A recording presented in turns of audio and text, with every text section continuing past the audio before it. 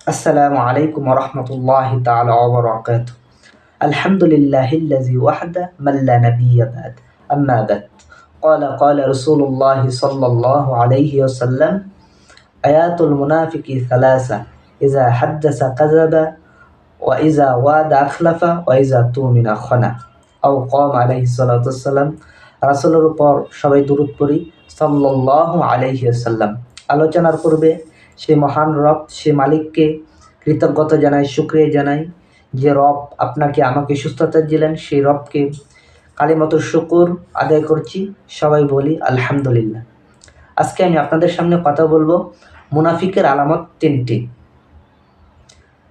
রাসূল করিম সাল্লাল্লাহু আলাইহি ওয়াসাল্লাম বলেন মুনাফিকের আলামত 3টি। তার মধ্যে প্রথম হলো ইজা হাদ্দাসা কাযাবা। ইজা হাদ্দাসা কাযাবা, যখন কথা বলবে তখন মিথ্যা কথা বলবে। 2 নম্বর হলো ওয়া ইজা ওয়াদা আখলাফা, যখন মানুষের সাথে ওয়াদা করবে ওয়াদা ভঙ্গ করবে।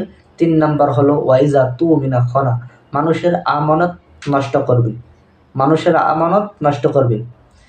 এই হাদিস দ্বারা আমরা জানলাম যে মুনাফিকের আলামত 3টি।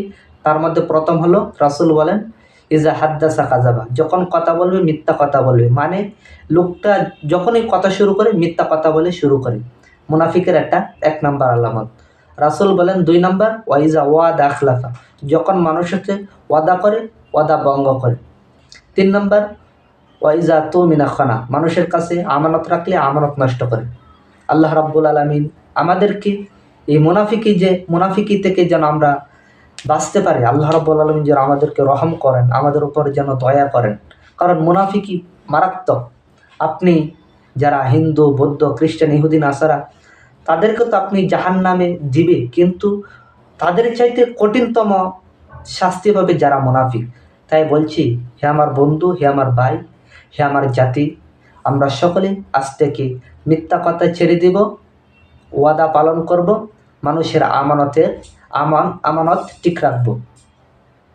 চলুন আমরা ইসলামের পথে চলি, রাসূলের পথে চলি। আল্লাহ রাব্বুল আলামিন আমাদের সকলদেরকে ইসলামের পথে চলার তৌফিক দান করুক। সকলে বলুন আমিন। ওমা আলাইনা ইল্লাল বালাগ। আসসালামু আলাইকুম ওয়া রাহমাতুল্লাহি তাআলা ওয়া বারাকাতুহু।